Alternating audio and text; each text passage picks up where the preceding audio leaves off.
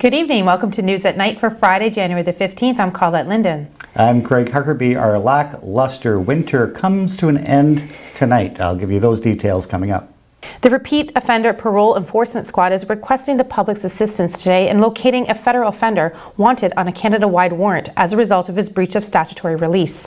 Jonathan Morningstar is described as an Indigenous male, 28 years of age, 5'11", 228 pounds, with brown hair and brown eyes. He has several tattoos, including on both arms the words honor, loyalty, respect, and a dream catcher.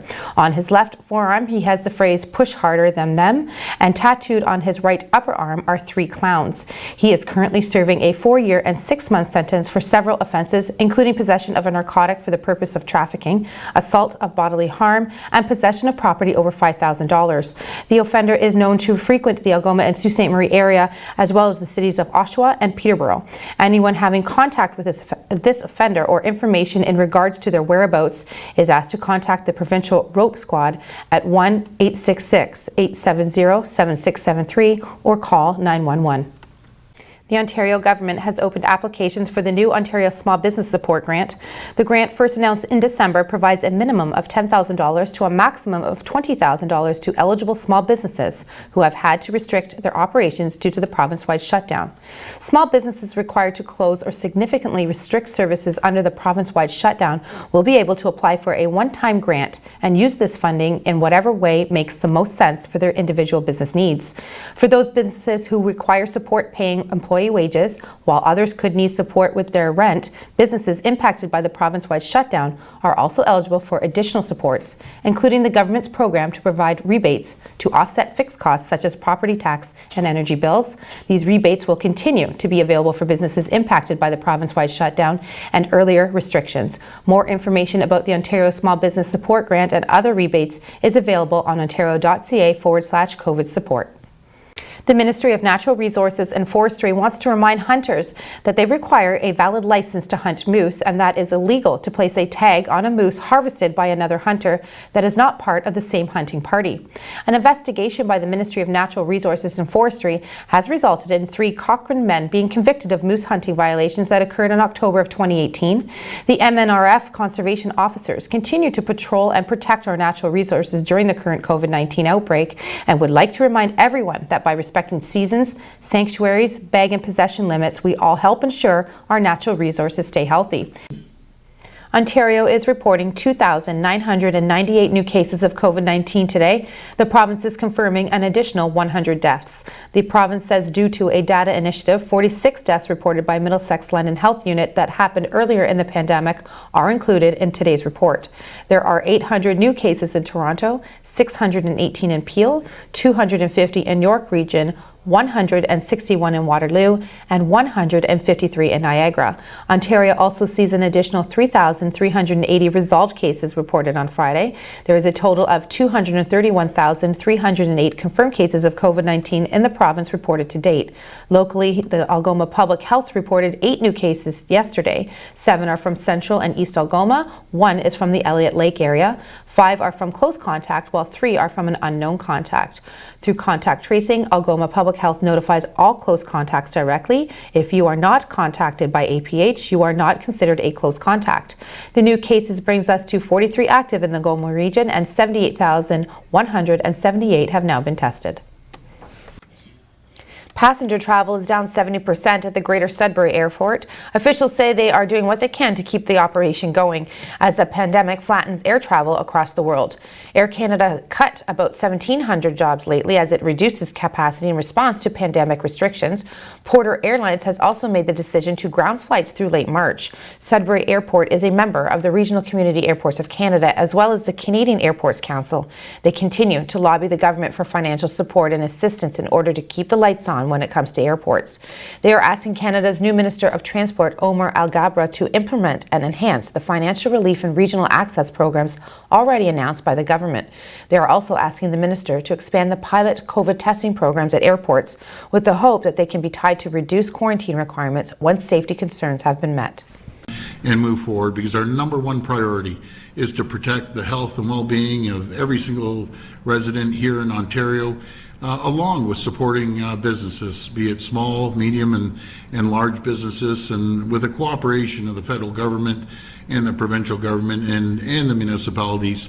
We're doing everything we can to take care of the folks on the health side and on the business side. Premier Doug Ford has removed a member of his government from caucus for speaking out against COVID-19 lockdowns. Ford said today that legislator Roman Baber will no longer sit as a progressive conservative and cannot run for the party in the 2022 election. The move comes after Baber issued a public letter today calling on Ford to end a provincial lockdown. In the letter, Baber argues that lockdowns are causing a number of other serious problems, including mental health and addictions issues, and hurting businesses. Ford calls Baber's letter irresponsible and accuses him of spreading misinformation. Earlier this week, Ford imposed a second state of emergency and imposed a stay-at-home order in an effort to fight rising rates of COVID-19. The Algoma Public Health reported 8 new cases yesterday, 7 from Central and East Algoma and 1 from Elliott Lake. 5 are from close contact, while 3 are from an unknown contact. Through contact tracing, Algoma Public Health notifies all close contacts directly. If you are not contacted by APH, you are not considered a close contact. The new cases bring us to 43 active in the Algoma region, and 78,178 have now been tested.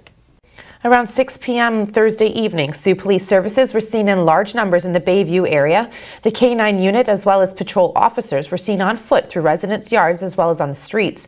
In a statement to Sioux Online, Lincoln Loudett, communications manager for police services, released that the officers were searching for a suspect who fled from a stolen vehicle. No further details are available at this time. Station Sault Ste. Marie will be conducting an ice rescue demonstration this Saturday, the 16th of January at 10 a.m. at Dan's Resort in Pickford, Michigan. You may observe the demonstration and people will be on site to answer questions.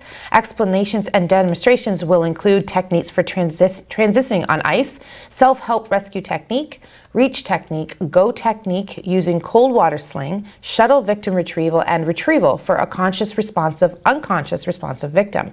Due to the ongoing COVID crisis, a limited number of people will be able to attend. For those unable to attend, photos and videos will be posted to their website. If you have any questions on what will be demonstrated, please contact Station Sault Ste. Marie at 906-635-3272 between 8 and 4. Hi again, everyone. Well, you're probably saying, Craig, where's all the snow that you promised? Well, I do have news on that. We'll show you exactly where the snow is and who's going to get it. And we'll also talk about the major cool down coming in for next week. That's coming up right after this.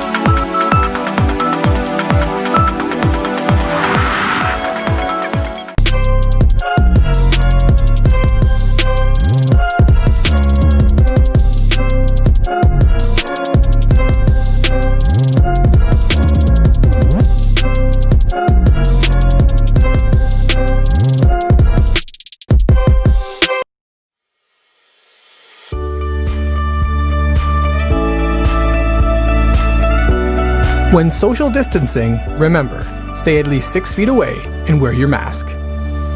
Help save lives. École publique École des Rapides, a place where your child can learn, grow, and be happy. Discover why more and more families are choosing École publique École des Rapides for their child. Register your child from January 18th to the 22nd. There's something in this picture you're not seeing. It's called radon, and it's a naturally occurring gas. You can't see it, taste it, or smell it, but it's the leading cause of lung cancer after smoking. Radon can leak into your home undetected through cracks or gaps in the ground floor. Make sure you're safe from the risk of radon exposure. With a simple test, radon leaks can be detected.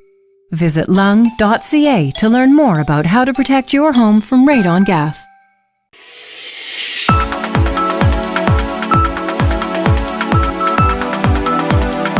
Welcome back, everyone. Well, just another beautiful day here in the Sioux for mid-January. Temperatures, we made it up to 2 degrees.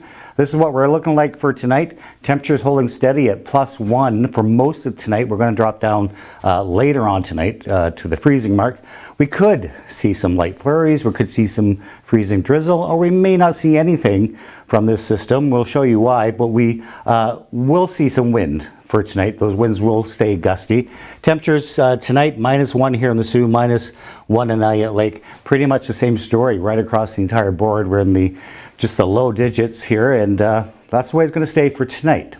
Tomorrow's another another situation. We'll show you the satellite shot of what's going on. So this is that system, and you can see it's just brushing the Soo. This activity should come in for later on tonight. Again, it's very light activity. Most of the heavy stuff is falling towards the Ottawa area, so they're going to see about 20 centimeters from the system. We may see 3 centimeters if we're lucky. We'll take a look at the systems map. This is for the midnight tonight. This is how slow moving this system is, but we still see some light rain showers, some light flurry activity.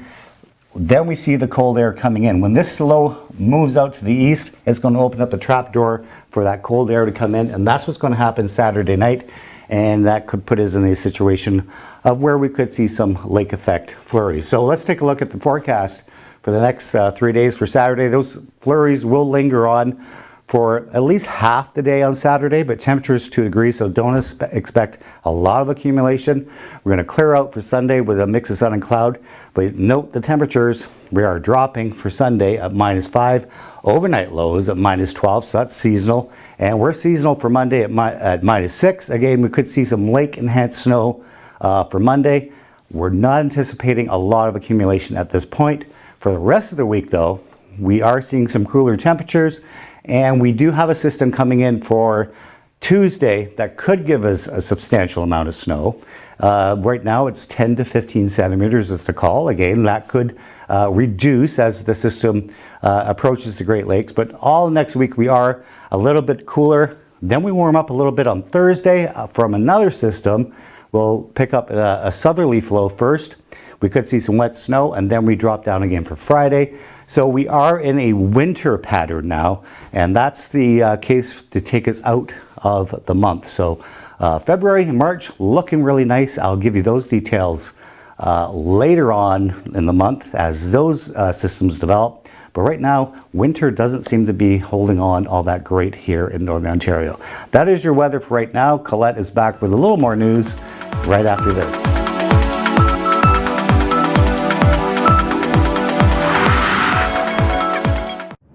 Do your part to help stop the spread of COVID-19.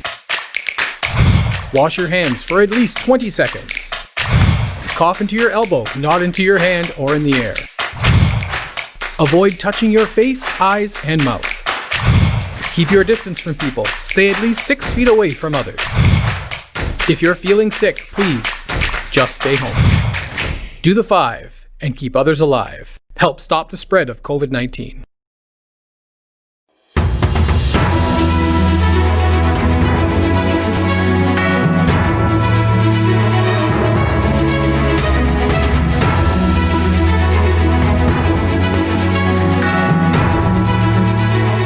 Divisional playoffs this weekend beginning on Saturday, January the 16th. LA will be visiting the Green Bay Packers and Baltimore will be up against Buffalo.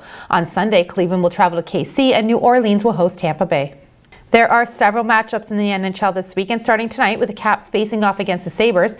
Pittsburgh will travel to Philly. The Toronto Maple Leafs will battle the other Ontario team, the Ottawa Senators, and St. Louis has a 9 o'clock game against Colorado. There are 10 games in the NHL on Saturday. The Canadian matchups include Toronto and Ottawa, Vancouver and Calgary, and Montreal versus Edmonton. Over to the U.S. side, the Detroit Red Wings will be hosting the Carolina Hurricanes. Our Toronto Raptors will be tipping off against the Charlotte Hornets Saturday night at 7 o'clock. We the North edged the Hornets last night by a score of 111 to 108. Sticking with the NBA, Kyrie Irving's absence from the Brooklyn Nets has cost him nearly $1 million US. The NBA fined the point guard $50,000 on Friday for violating its health and safety protocols and said he could return to team activities this Saturday when they host the Orlando Magic. So Craig, tell us about those weather systems we have to watch out for. Well, we have a little bit of a system coming in tonight. We're not really going to be affected by that one all that much. It will usher in some colder air this weekend, so it is going to feel a lot colder than we've been experiencing. But we do have another system coming in for Tuesday, which does promise a substantial amount of snow. About 15 centimeters is the call right now. That could change over the weekend. Well, let's hope it does. Thank you for watching News at Night for January the 15th. I'm Colette Linden. Keep watching for more news and weather.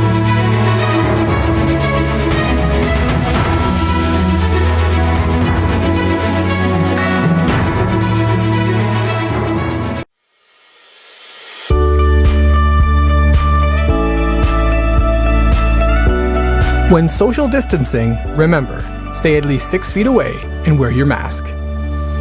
Help save lives.